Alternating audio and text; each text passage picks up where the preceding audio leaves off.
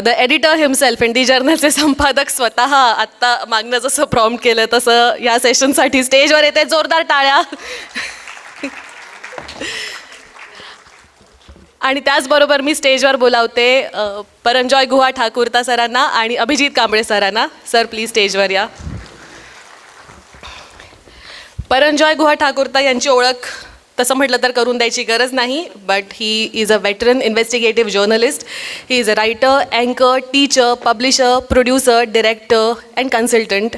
And he has worked in all different kinds of media for around 4 decades. And he is someone, I must say, he is someone... Get your facts right, almost 5 decades, I'm sorry, almost 5 decades. And he is someone many big names in this country are very, very scared of. So I think that's something we should all also remember. Along with sir, we have Mr. Abhijit Kamble, who is with us, who is with this conclave for the 3rd year now. Thank you so much for that, sir. He is the editor of BBC Marathi. He is known for his insightful and comprehensive interviews. In a career spanning around 2 decades, he has extensively covered politics, social issues, and economics. And we have Prathamesh Patil, founder and executive editor of Indie Journal. He has worked as a correspondent for Pune Mirror and Sakal Times before. And he has, this is not his first alternative media platform. He has founded and run 2 others before this. So before we begin with this Power Pact session, Prathamesh has something to say. Yeah. And then we will start with the founded session. And failed. Add 2 more. Yeah. So before we start, I just want to do a quick exercise. We just have whatever this show, this program we brought to you, it was all thanks to these people. I would like to call them on the stage. Prajakta, Roma, Subhash, Aditya, Sanket, please. Nyaneshwar, Vaidehi, Akash, please, fast. हाँ, आतिक भाई आहेत का? या ना, वाहिद भाई, आतिक भाई, या. Yes. जब तक आ रहे हैं हमारे बेटा और बेटी, ये प्रजक्ता जी ने क्या किया? अंग्रेजी में हमें हमारा परिचय दिया और मेरे को बोल रहे आप हिंदी में बात कीजिए. क्यों ऐसा किया आपने प्रजक्ता जी? So a big round of applause for our team. These are the people who got you this program, and every year these people show up without failing. We create this program for you, for this interaction for you, and I hope you have enjoyed this day and you will keep enjoying it each year from now. Yeah, thank you.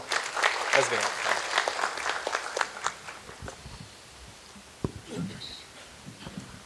So Prathamesh, over to you and let's start this session. Sir, तुम्ही सुरुवात करताय? Thank you.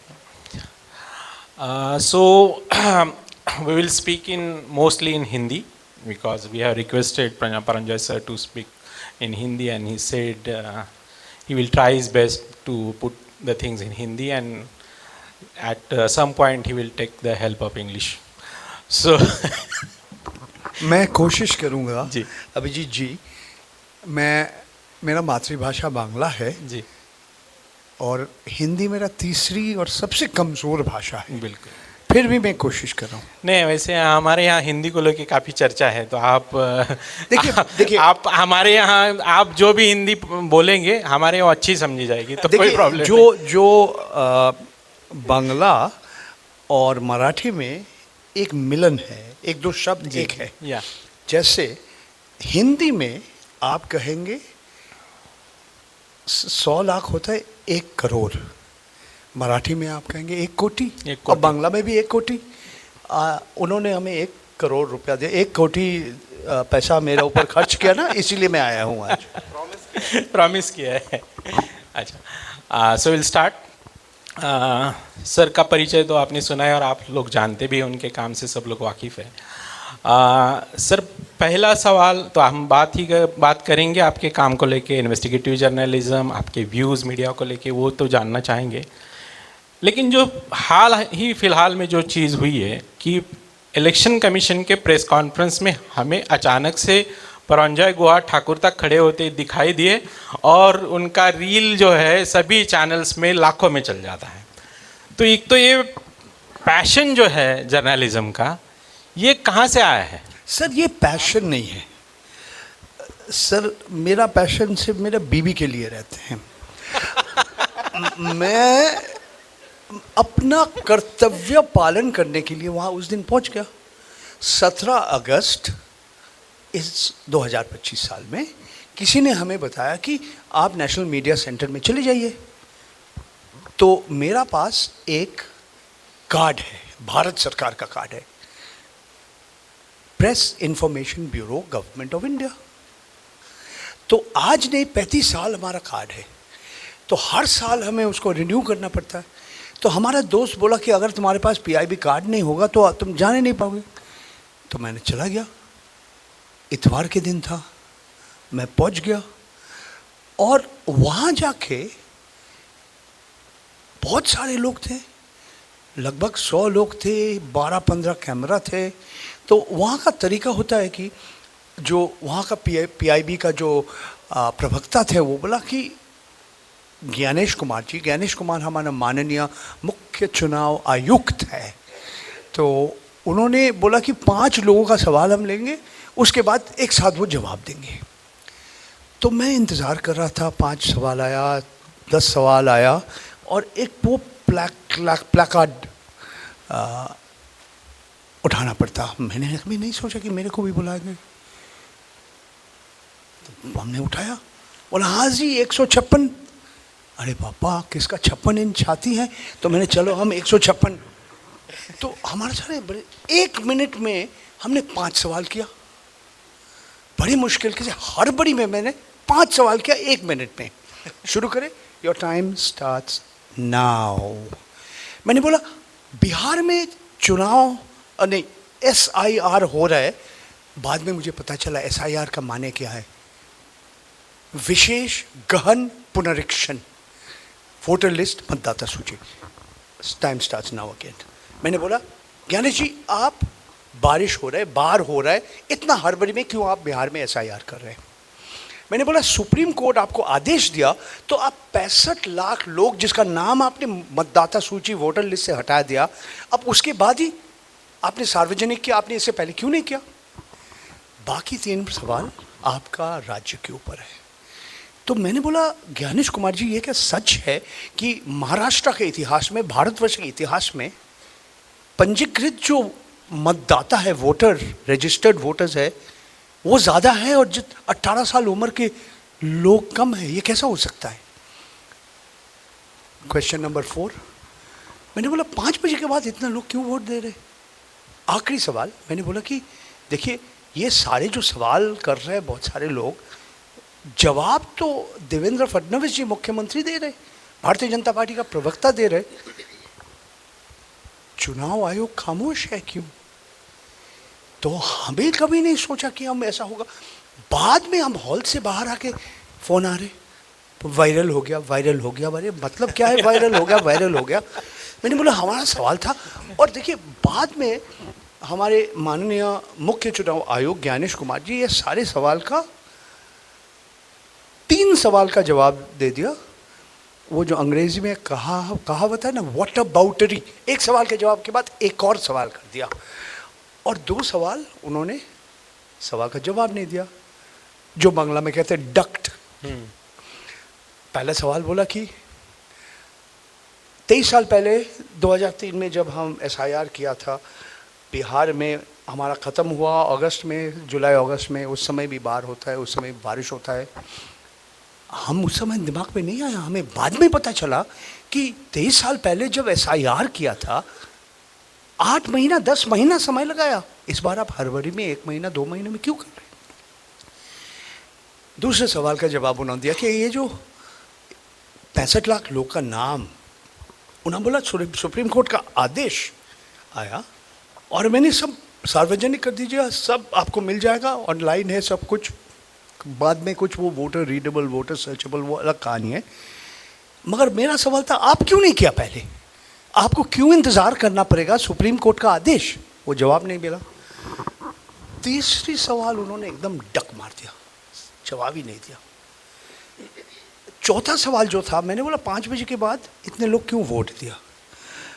वो बोला देखिए अगर 10 घंटा में आप समझ लीजिए वोटिंग हो रहा है तो 100% होगा, तो 5 बजे के बाद 1 घंटा में जो वोटिंग हो 10% होना चाहिए।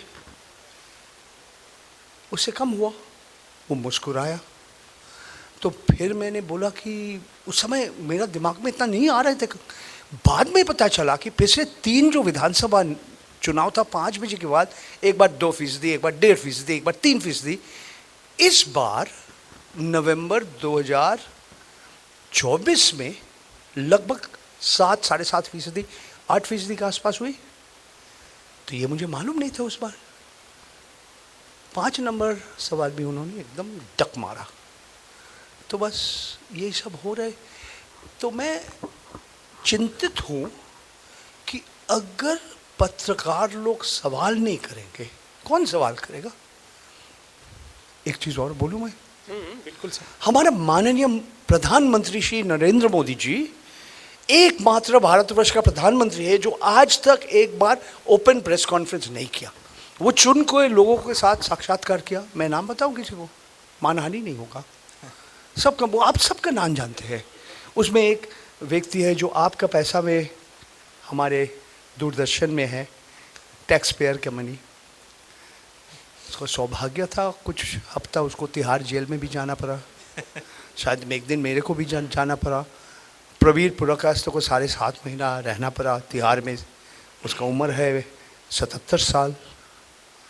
शायद अगला साल मेरा PIB कार्ड वो रिन्यू नहीं करेगा, कम कीमत में सेंट्रल गवर्नमेंट हेल्थ स्कीम से हटा देगा। सब कुछ संभव है हमारे देश में। मैं तो तैयार हूँ। मगर देखिए, अगर आज तक मोदी जी सिर्फ ऐसे लोग को उनसे सवाल करने दिया, चुन के दिया, ये ऐसा कभी नहीं हुआ। ऐसा हो सकता है कि आप प्रधानमंत्री को कुछ सवाल कीजिए, उसको पसंद नहीं है, वो आपका सवाल नहीं जवाब दिया। When did you stop beating your wife? What is this question? I will not answer. मानहानि कर रहे हो तुम मेरा? Anyway, Jashoda Behan may have a different opinion on the subject. But my point is very simple. अगर पत्रकार सवाल नहीं करेंगे, कौन करेगा सवाल? I think it is good for the government. अगर आप पत्रकार का सवाल कर, आपके लिए अच्छा है। अगर आप कुछ कार्यक्रम कर रहे हैं, उसमें कुछ कमियां है, कुछ भ्रष्टाचार है, तो आपको कौन बताएगा? पत्रकार ही बताएंगे। मगर ऐसा भी है, ये मोदी जी का हक है, वो कर सकता है। बहुत सारे लोगों को ऐसा सवाल किया, उनको बहुत कठिन सवाल किया। सबसे कठिन सवाल किया एक व्यक्ति, उससे पहले ऐसा लोग पूछा कि आप सोते कब, इतना मेहनत करते हैं आप क्यों? मगर सबसे बढ़िया जो सवाल किया वो हमारा जाने माने अभिनेता अक्षय कुमार का ड्राइवर उसको बोला ये सवाल करने के लिए, मोदी जी आप आम कैसे खाते हैं? आप काट के खाते हैं या चूस के खाते हैं? जो विश्व का सबसे बड़ा लोकतंत्र का प्रधानमंत्री है, उनको ऐसा सवाल भी करा। कोई बात नहीं, कीजिए आप। तो जब एकदम शीर्ष में जो है, सबसे ताकत वाला जो राजनेता है, सवाल आपको लेने के लिए तैयार नहीं है, तो आज मीडिया का हालत क्यों ऐसा है? तो इससे ज़्यादा और क्या बताऊँ सर? सवाल से ही सवाल है कि आप हमेशा मीडिया का एक जो एनालिसिस है सटीक रूप में करते रहे हैं, और जिसको वॉच डॉग होना चाहिए वो लैप डॉग बना है। ये भी क्रिटिक हम लोग चर्चा ही करते हैं, सुनते भी हैं। अब सवाल पूछने की ये जो ताकत है, ये मीडिया की गुम कैसे हो गई है? ये बड़ा कठिन सवाल किया। बहुत सारे कारण हैं। उससे पहले में ये आपने पत्रकार को कुत्ते के साथ आपने कुछ तुलना किया ना, इसके बारे में दो चार बात करना चाहता हूँ। देखिए, मैं समझता हूँ ज़्यादा से ज़्यादा जो कुत्ते हैं ना, वो इंसान से अच्छे होते हैं। इंसान लोग गद्दारी करते हैं, पीठे में आपको चाकू मार देते, मुस्कुराते हुए आपका चाकू मार दिया पीठे में। अगर आपके ऊपर कोई एक कुत्ता नाराज़ है, ऐसे दांत निकाल देगा, और खुशी है पूंछ हिलाएंगे। मगर देखिए, अलग तरीका का कुत्ता होता है, अलग तरीका का पत्रकार भी होते हैं। आपने जैसे कहा वॉच डॉग, कैसा वॉच डॉग है? आपका घर में रात को 4 बजे पहुंच गया कुत्ता, चोर पहुंच गया, उनको मालूम नहीं है कि जी आपका जो पाला हुआ कुत्ता है बूढ़ा हो गया, उसका दांत नहीं है, वो सिर्फ भौंकना आता। अगर कुत्ता वो चोर भाग जाता है, वो बोला अरे बाप रे बाप, कुत्ता हमें काटेगा, वो भाग जाते हैं। और हमारे देश में जो शब्द रवीश कुमार ने कॉइन किया, गोदी मीडिया, ये है देखिए अलग अलग कुत्ता है। लैब डॉग्स हैं जो आपका गोदी में चुपचाप बैठे रहते हैं। अगर आप कुछ ताकत वाला, आप राजनेता है, कोई कॉरपोरेट घराना का मालिक है, कोई मिलिट्री टॉप ब्रास है, या आप कोई अपराधी हो सकता है, माफिया डॉन हो सकता है, कुत्ता चुपचाप बैठे रहे। अरे भाई, काटना तो भूल ही जाइए, भौंकना भी भूल जाइए, सिर्फ पूंछ हिला रहे। मगर देखिए अलग एक और तरीका का कुत्ता होता है जो हम कहते हैं, जो कुत्ता एक अंध व्यक्ति को एक सड़क पार करने का मदद कर देते हैं।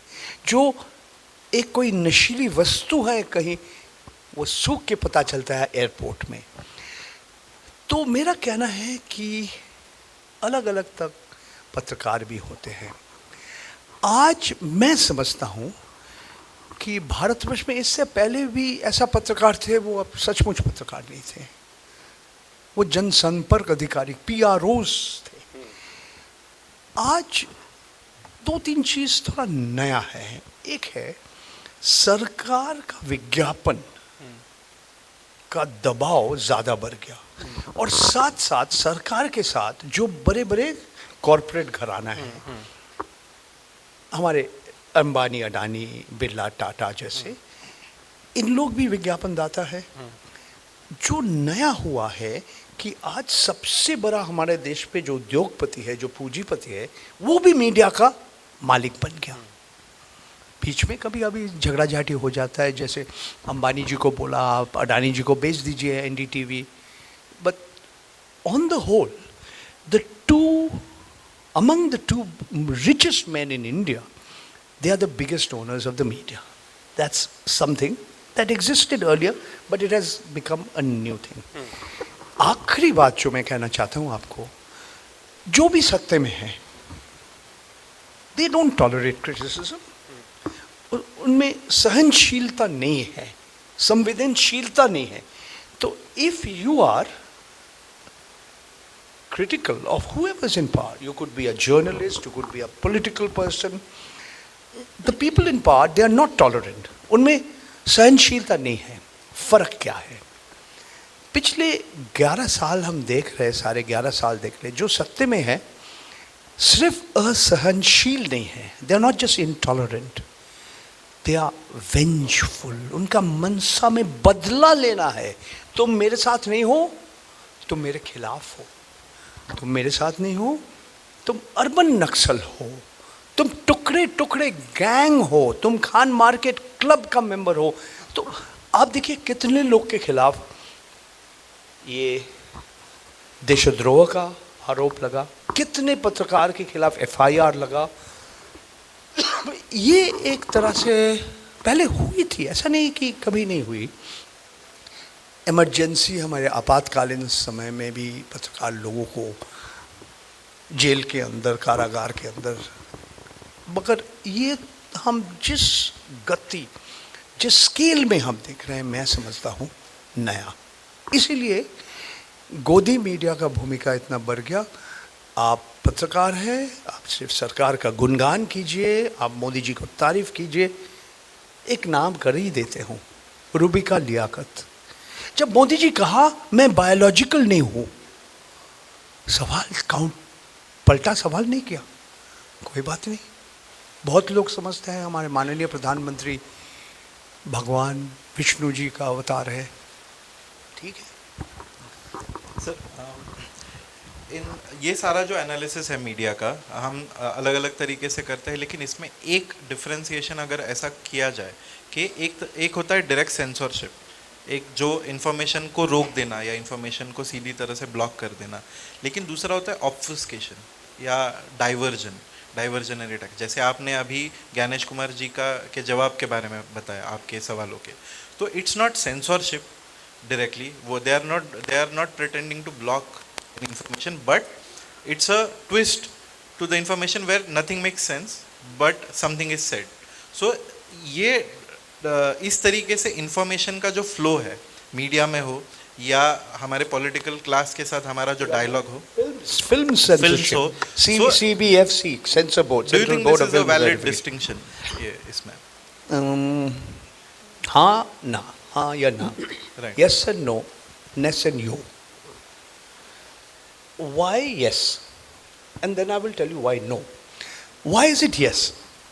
जैसे आज तो मोदी जी ने ही कहा कि हम आपातकालीन एक स्थिति है, एक अघोषित आपातकालीन स्थिति से हम लोग जी रहे, अनडिक्लेयर्ड इमरजेंसी आ गई. आप जैसे देखिए, अनुभव सिन्हा का एक फिल्म था भीड़ की, उसका जो ट्रेलर में मोदी जी का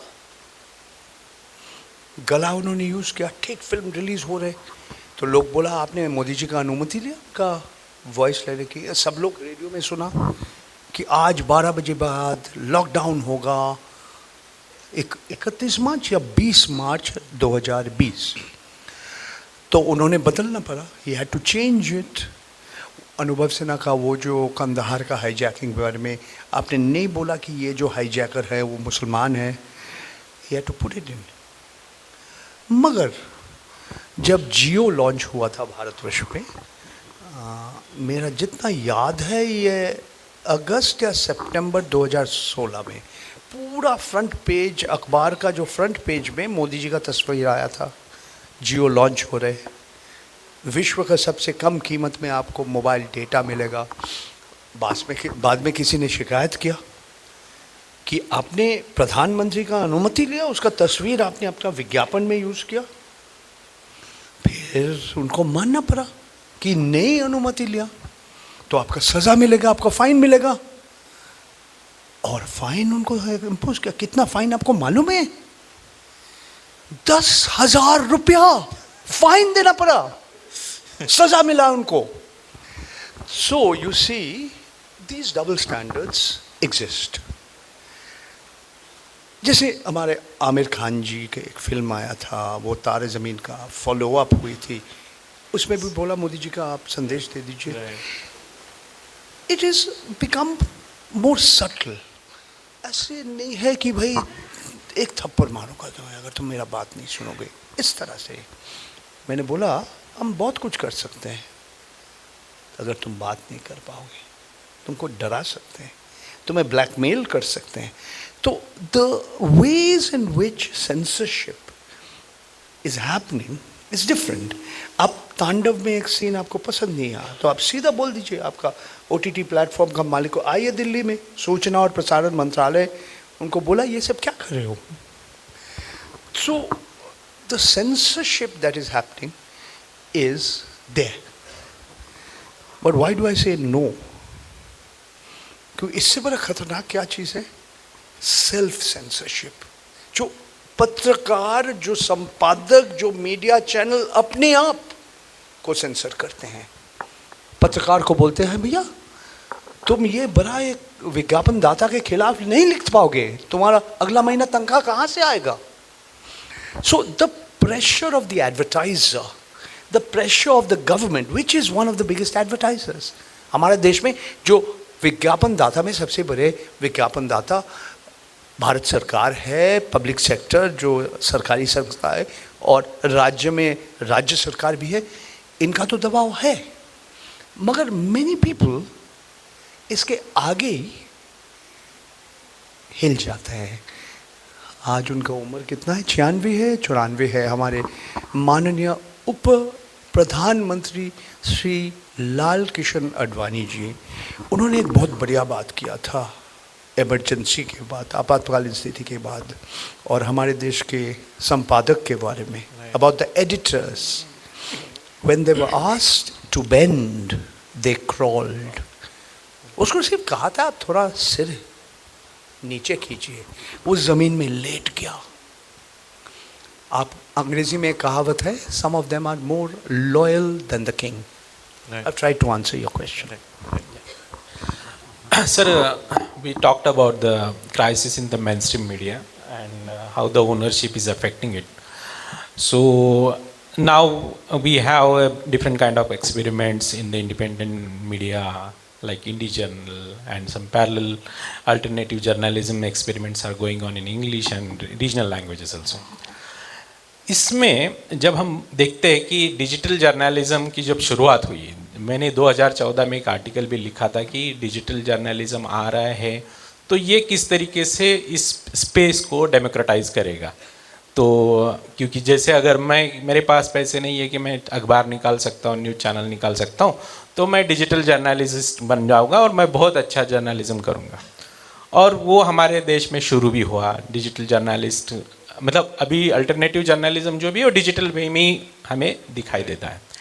लेकिन ये सब जब हम सोच रहे थे कि हम फेसबुक, यूट्यूब, ट्विटर इनका ये यूज़ करते हुए लोगों के साथ पहुँचेंगे, रीच हमारा बढ़ेगा, लेकिन उसमें भी अभी एक पेच दिखाई दे रहा है कि एल्गोरिदम वाला। मतलब हम ये सोच रहे थे कि हमें फेसबुक, यूट्यूब लाखों लोगों तक पहुँचाया, करोड़ों लोगों तक पहुँचाएगा, और कहीं ना कहीं ये भी मैनिपुलेट होते दिखाई दे रहा है। आपने फेसबुक पे भी दिखा है। हम जब भी किसी इन लोगों के वर्कशॉप में जाते हैं तो बोलते हैं कि आप बहुत अच्छा कंटेंट करेंगे, क्लीन कंटेंट करेंगे, ओरिजिनल कंटेंट करेंगे तो वो बहुत पढ़ेंगे, तो हम इसको प्रायोरिटाइज कर देंगे। लेकिन असलियत में क्या है, इंडिया जर्नल के लिए मतलब प्रथमेश भी उससे मुझसे अच्छे तरीके से बता सकता है कि इनके जैसे इंडिपेंडेंट जर्नलिज्म करने वाले प्लेटफॉर्म को सबसे ज़्यादा स्ट्रगल होता है कि हम लोगों के साथ कैसे पहुँचे ज़्यादा से ज़्यादा। तो ये जो एल्गोरिदम वाला जो मामला हुआ है वो किस तरीके से अफेक्ट कर रहा है इंडिपेंडेंट जर्नलिज्म के एक्सपेरिमेंट को? अभिजीत जी, आप बहुत लंबा सवाल आपने किया। आपने इसमें आधा भाषण और कुछ सवाल। इसका सिंपल सरल सवाल, ये सवाल का सरल जवाब नहीं है, तो आपको थोड़ा समय, हमें वक्त देना पड़ेगा, क्योंकि हम थोड़ा पीछे हटके, बिल्कुल लीजिए, पीछे हटके, क्योंकि इसके बारे में आज बहुत सारे लोग कहा, और आज आप लोग कभी 7:30 बज चुका, हाँ 7:30 बज चुका, आप लोग जाने का समय आ गया। I won't, you will naturally be a little tired mentally, physically. एक दो चीज़ जो विश्व में हो रहा है उसके बारे में हम करते हैं। आपने आज भक्ति जी भी कहा था, वो 7 big people etcetera. I give you 2 examples. सिर्फ बहुराष्ट्रीय संस्था है, अमेरिका में है, 2 कंपनी के बात हम करने चाहते हैं। कंपनी ने है, ग्रुप है, कॉन्ग्लोमरेट है। शुरू करते हैं अल्फ़ाबेट। अल्फ़ाबेट का जो स्थापन किया, जो उनका उम्र कितना है, 50 साल से थोड़ा ज़्यादा बढ़ गया। अल्फ़ाबेट के बारे में कहेंगे, और दूसरे बारे में कहेंगे मेटा के बारे में, मार्क ज़करबर्ग। उसका भी उम्र 40 से थोड़ा सा ज़्यादा है, अल्प उम्र है, मेरे तरफ बुरा आदमी नहीं है वो। तो आज अल्फ़ाबेट, गूगल, सिर्फ गूगल नहीं, गूगल के कितने सारे आपका सर्विसेज है, प्रोडक्ट्स है, साथ साथ यूट्यूब है, जो एक तरह से वर्चुअली एक मोनोपोली है, जैसे इंडिगो का, जैसे जियो का हमारे देश में, मगर ये पूरा वर्ल्ड वाइड इसका मोनोपोली है, सिर्फ चीन में नहीं है। और तीसरी बात है जो बहुत लोग को मालूम नहीं है, इतना सबको गूगल मालूम है, आपका यूट्यूब मालूम है, जो ऑपरेटिंग सिस्टम है एंड्रॉयड, इसका भी मालिकाना है ये अल्फ़ाबेट ग्रुप की। और विश्व में जितना मोबाइल फ़ोन्स है, समझ लीजिए अगर हमारे विश्व में 850 करोड़ हमारे देश की आबादी है और लगभग 600 करोड़ के आसपास टेलीफोन इंस्ट्रूमेंट्स है, ओवर 90% और 85% ऑफ देम, 85% ये एंड्रॉयड ऑपरेटिंग सिस्टम यूज़ करते हैं। और आप मेटा में चले जाइए, फेसबुक, इंस्टाग्राम और व्हाट्सएप। आज भारतवर्ष में 145 करोड़ लोग हैं, 120 करोड़ के आसपास सिम है। सिम का क्या है? SIM, subscriber identity module. लगभग 60 करोड़ लोग आज व्हाट्सएप इस्तेमाल करते हैं। जैसे आज मेरे सामने आप लोग, हमें बहुत ही गर्वित बोध कर रहे हैं कि अगर आप 100 लोग यहाँ पे हैं, 80 लोग फ़ोन की तरह नहीं देखते हैं। आज अभी मैं जब बात कर रहा हूँ फ़ोन की तरह नहीं है। This is the biggest addiction, सबसे बड़ा नशा हो गया आज भारतवर्ष में और विश्व में। आप किसी किसी को बोलिए आप एक दिन मत देखिए आपका मोबाइल फ़ोन, लोग पागल हो जाएंगे। हम क्या करेंगे एक दिन? मतलब गाना सुनो ना, किताब पढ़ो ना, घूम के आओ कहीं।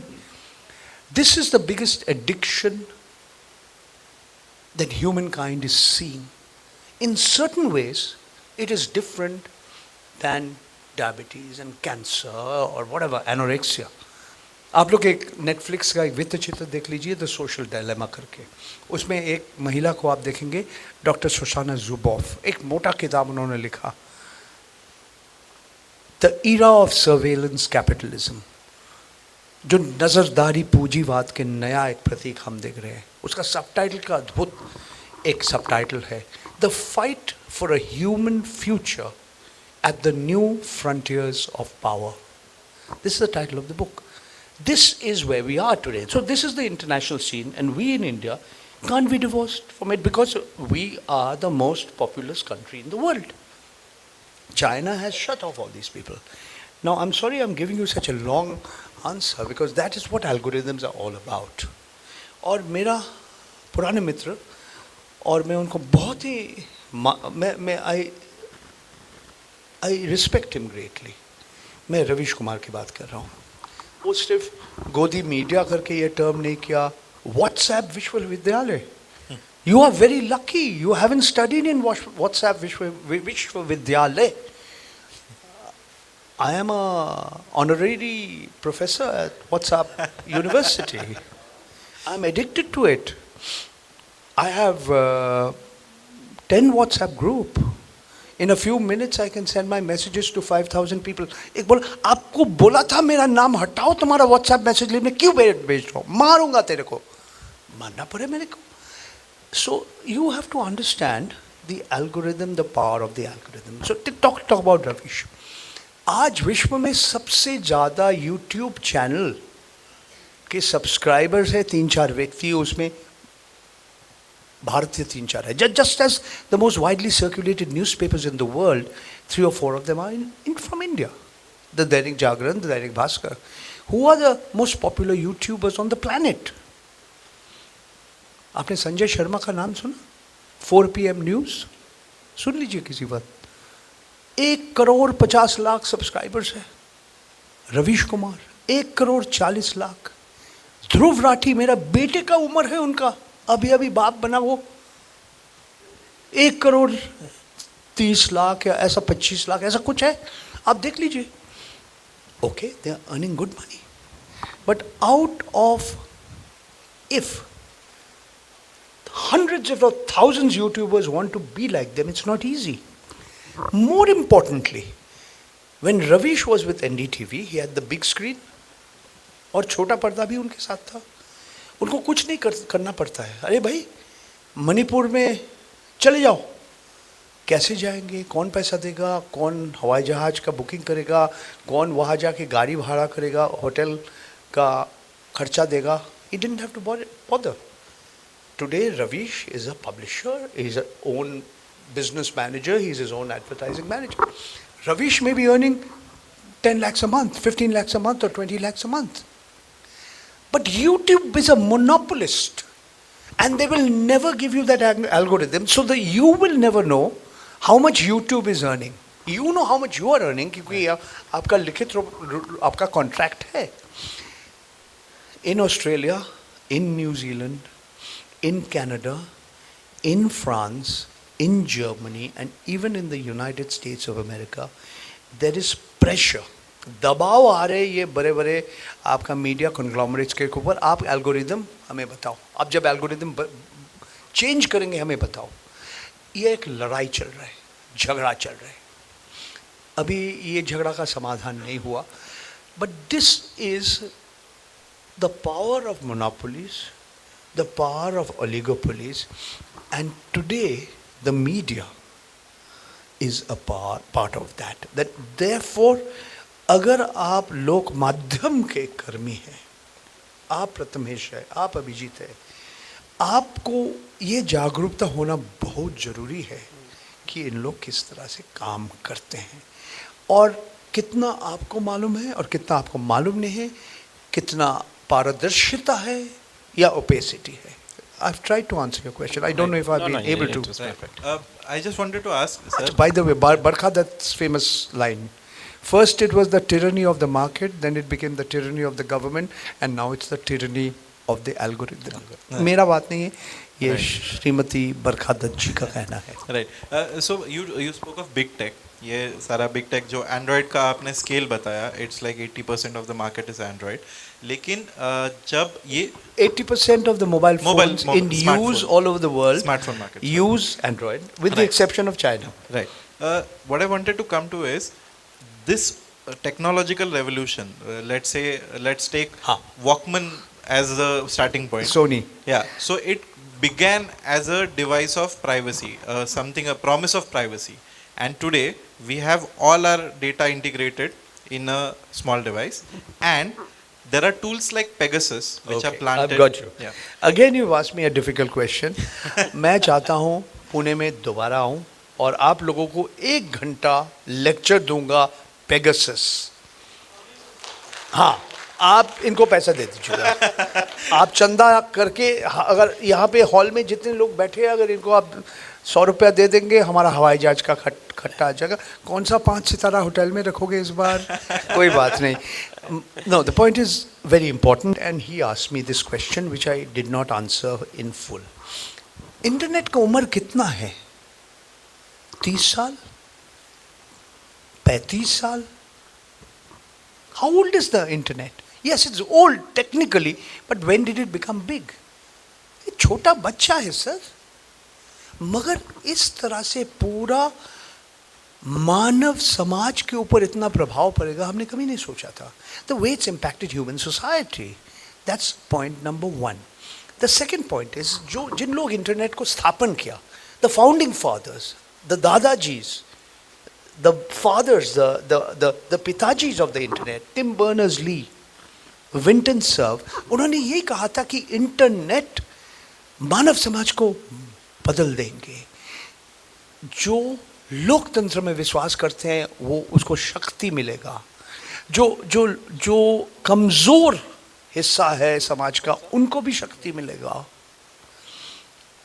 और जो तानाशाह है, जो डिक्टेटर्स है, जो महाराजा है, वो कमजोर हो जाएगा.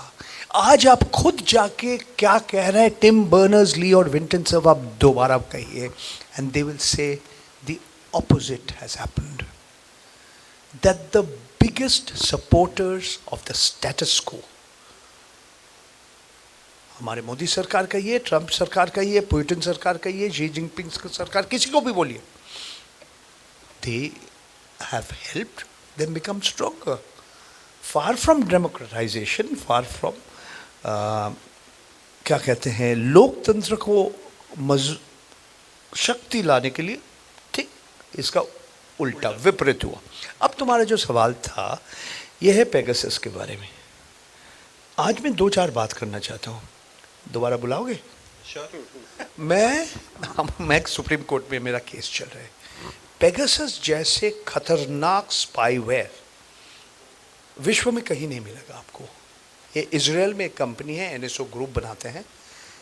कुछ खुश खबर भी आपको दे दूंगा इसके बाद. तो ये बहुत लोग का टेलीफोन के अंदर घुस गया.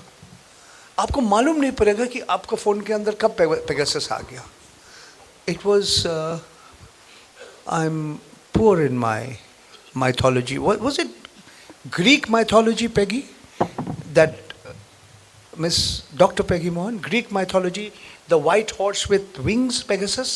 Yeah. You can't remember. I think it was Greek mythology. It was a mythical creature, but it's a very, very dangerous creature. It's made in Israel. I believe I'm one of the victims. मैं एक भुक्तभोगी हूँ. मैं supreme court में गया और लंबा चौड़ा कहानी है. इसके ऊपर एक किताब हम लिख सकते हैं. पेगासस के ऊपर एक किताब आ ही गया. किस तरह से आपको मालूम नहीं पड़ेगा कि आपके सारे बात सुन रहे हैं, आपका सारा तस्वीर देख रहे हैं, GPS में देख रहे हैं. प्रथमेश के साथ बियर पी, नहीं वो बियर नहीं पीते हैं, वो चाय पीते हैं. बस वो चाय पी रहे, कहाँ पे पी रहे हो, वो सब सुन रहे. मेरा बीबी हमें डांट रहे हैं, बोलो कौन सा दाल चाहते हो, चने की दाल या उड़द की दाल. हम नहीं बताऊंगा, बताना पड़ेगा. झगड़ा चल रहा है घर पे, तांडव चल रहे वो सब सुन रहे। उसके बाद आज क्षमता है। और ये एक 2 अंतर्राष्ट्रीय संस्था है, फॉरबिडन स्टोरीज और एमनेस्टी इंटरनेशनल, उन्होंने जांच किया, इन्वेस्टिगेशन किया, बहुत कुछ मिला उनको। और मैं किसी समय आपको मिलेगा तो मैं बताऊंगा। थोड़ा खुश खबर बता दूं, कुछ महीने पहले व्हाट्सएप ने अदालत में ले गया एनएसओ ग्रुप, जो पेगासस वालों, एक कैलिफोर्निया का बोर्ड में। कौन छोटा राक्षस है, कौन बड़ा राक्षस है, बोलो, मोदी जी या ममता जी? तो वो केस जीत गया, व्हाट्सएप केस जीता। वो जज मेम साहब ने कहा कि बहुत पैसा तुम्हें देना पड़ेगा, सैकड़ों मिलियन डॉलर आपको देना पड़ेगा। तो व्हाट्सएप का ये कहानी पूरा हमारे पास नहीं है। पेगासस ग्रुप का जो वकील था बोला ठीक है, हमने कुछ गलती किया, हमारा जो encryption, end to end encryption किसी ने लीक कर दिया, किसी ने इधर से उधर से, बहुत कुछ हो गया। और फिर बाद में जज साहब ने उसके ऊपर डैमेजेस दिया कि तुम्हें गलत काम किया, तुम्हें पैसे देना पड़ेगा। तो कुछ लोग कह रहे थे कि भाई इतना पैसा अगर एनएसओ ग्रुप जो पेगासस का कंपनी है देंगे तो कंपनी डूब जाएगा। तो फिर हमने सुना, हमने पढ़ा कि वो डैमेजेस का अमाउंट काफ़ी कम कर दिया जज मेम साहब ने। तो ये केस अभी भी चल रहा है। ये केस हमारे देश के भी अदालत में, सबसे उच्च न्यायालय में, अदालत में, सुप्रीम कोर्ट ऑफ इंडिया में चल रहे हैं। जो भाई साहब ने सुन रहे हैं, आज हमारे देश का सबसे उच्च न्यायाधीश है, he is the chief justice of India. वो केस सुन रहे थे, मैंने गया 2-4 बार कोर्ट, वहाँ पे बहस चल रहा है। मगर एक चीज़ मैं आपको बताना चाहता हूँ, आधा मिनट और लूँगा। हमारे माननीय solicitor general of India Tushar Mehta ji को जज साहब ने पूछा था, former chief justice of India Ramana ji, उन्होंने बोला मैं एक सीधा सवाल कर रहा हूँ, भारत सरकार का कोई संस्था पेगासस खरीदा कि नहीं? हाँ बोलो या ना बोलो। और हमारे माननीय solicitor general of India Tushar Mehta ji बोला, my lord, I can not answer this question, क्योंकि हमारे जो दुश्मन हैं, जो शत्रु है, जो आतंकवादी है, उनको मालूम पड़ जाएगा। I stop. I told you I can talk all night on the subject. Sure, sir. इसमें बहुत राजनेता है, पत्रकार है, वकील है, जज है, जिसका नाम आया है। इसमें हमारे माननीय जो सूचना और प्रसारण मंत्री भी है, अश्विनी वैष्णव का नाम, उनका बीबी का नाम भी आ गया, बहुत लोग का नाम आ गया। While speaking about the pressure on journalists, you spoke about the sedition charges and also the defamation cases. And आपके ऊपर भी आपकी इन्वेस्टिगेटिव जर्नलिज्म के कारण लगभग 7 केसेस हैं, लीगल केसेस। तो जो लीगल केसेस के डील करने का एक्सपीरियंस कैसा रहा है आपका? और यहाँ पे कुछ जर्नलिज्म के स्टूडेंट्स भी होंगे, तो इस लिहाज से उनको क्या बताएंगे? मैं समझता हूँ आज मानहानि का जो कानून है, इसका दुरुपयोग हो रहा है। It was in the Indian Penal Code, it's in the new laws. मैं समझता हूँ ये हमारे देश में इसका it is a criminal offence. बहुत सारे देशों में ये दंडनीय अपराध नहीं है, it is a civil offence. मैं समझता हूँ ऐसे ही होना चाहिए, मगर इसका सबूत मिलना आसान है। और इसके साथ हमारे फ्रीडम ऑफ एक्सप्रेशन, जो हर नागरिक का जो मौलिक अधिकार है, 19(1)(a) धारा, अभिव्यक्ति का स्वतंत्रता, और इसके साथ जब 19(2) आप जोड़ देंगे, the reasonable restrictions on the right to free speech. कौन कहेगा क्या रीजनेबल है, युक्तिगत क्या है? कौन कहेगा ये युक्तिगत एक प्रतिबंधन है? This is a problem, it's a huge problem, I believe. My cases are There are 5 of them in Gujarat in different courts of law. One is in Rajasthan, one is in Delhi. But sometimes they act in a manner in which, in my opinion, it becomes counterproductive. अभी अभी जो रोहिणी उत्तर पूर्व दिल्ली में एक मानहानि case सिर्फ मेरे खिलाफ नहीं, हमारे साथ हम लोग जो काम करते हैं और बहुत सारे, जो एक ऑस्ट्रेलिया का वेबसाइट्स है, सिंगापुर का वेब होस्टिंग सर्विसेज है, उसके बाद सूचना और प्रसारण मंत्रालय एक नया ऑर्डर लगा दिया, बड़े 250 यूट्यूब वीडियोस है, इंस्टाग्राम, इसको हटाओ। इसमें बड़े बड़े लोग का नाम आ गया, रवीश कुमार, दीपक शर्मा, ध्रुव राठी, अजीत अंजुम, और भी बता देता हूँ, Abhishek Sharma, wire, news laundry, मैं एक दो लोगों का नाम, आकाश बैनर्जी, ये नाम भूल गया मैंने, देशभक्त। तो I think this was unavoidable because it hasn't helped Adani ji, क्योंकि इन्होंने ex parte order, that means the order was issued on the 7th of September against all of us without hearing our side. Another judge has stayed that order. So all these things had to be pulled down, but only for a short period of time.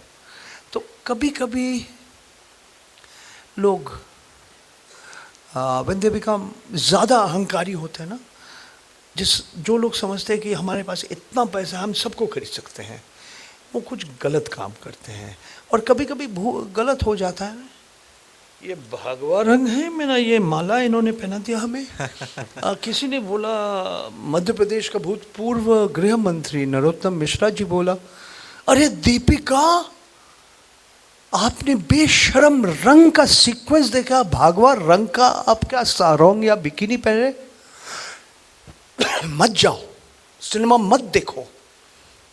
बेवकूफ़ी क्या, ज़्यादा लोग पहुंच गए cinema देखने के लिए। Should we open up? Yeah, please.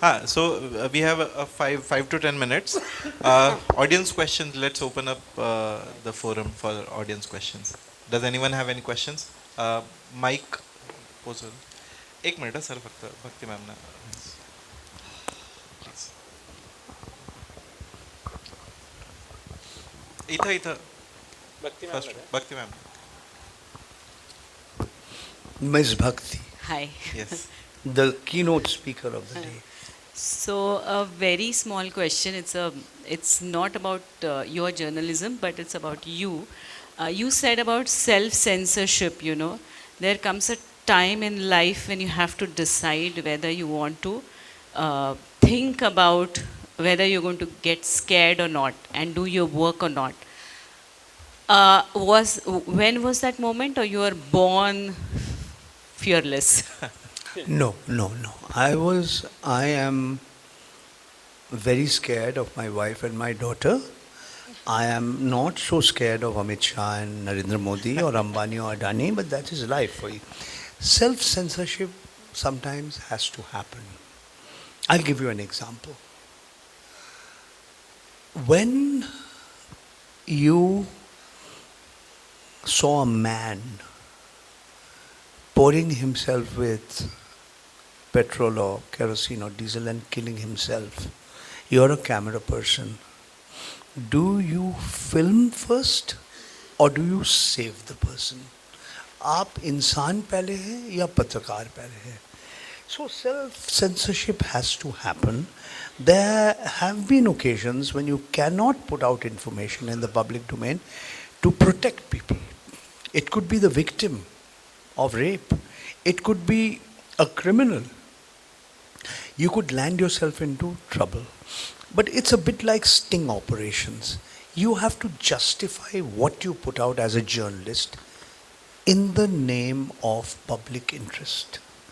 ये आपके लिए सबसे बड़ा मापदंड है, ये जनहित में है कि नहीं। आपका व्यक्तिगत जीवन, मेरा व्यक्तिगत जीवन, हिरेन जोशी किसका काम कर रहे हैं या नहीं काम कर रहे हैं, इसमें जनहित कहाँ है?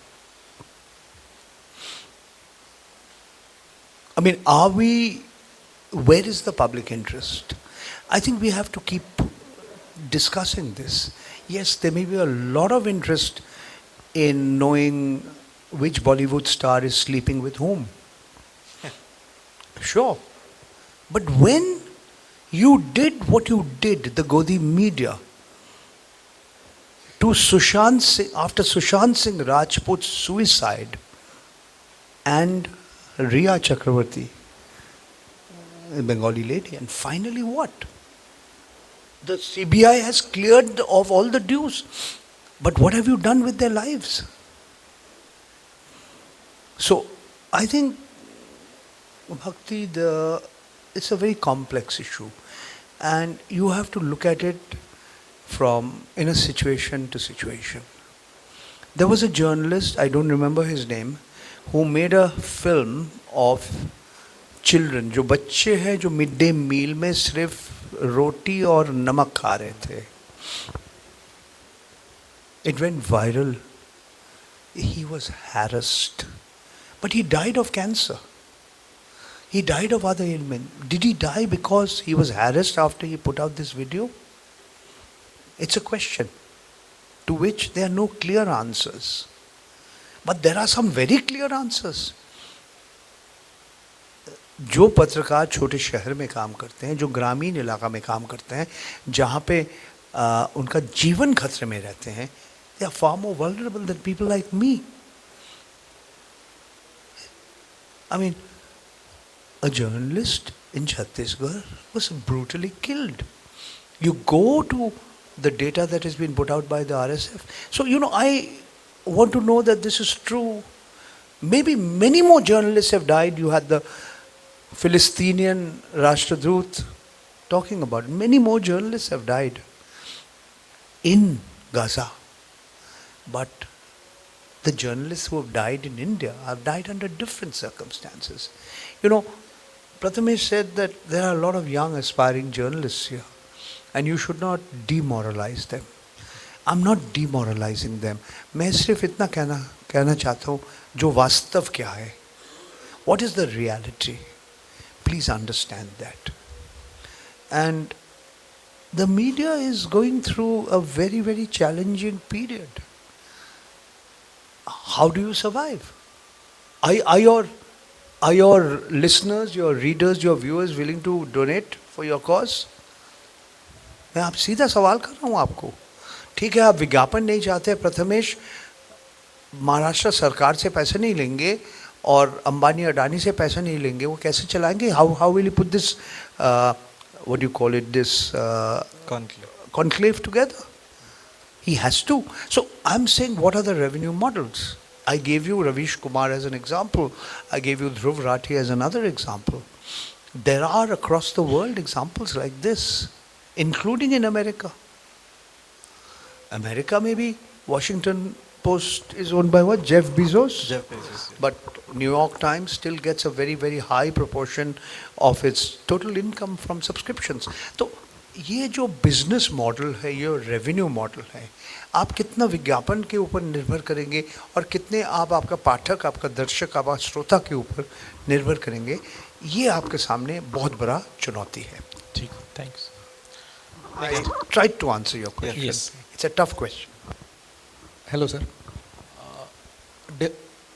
Media is the fourth pillar of democracy. कहते हैं कुछ लोग. हाँ.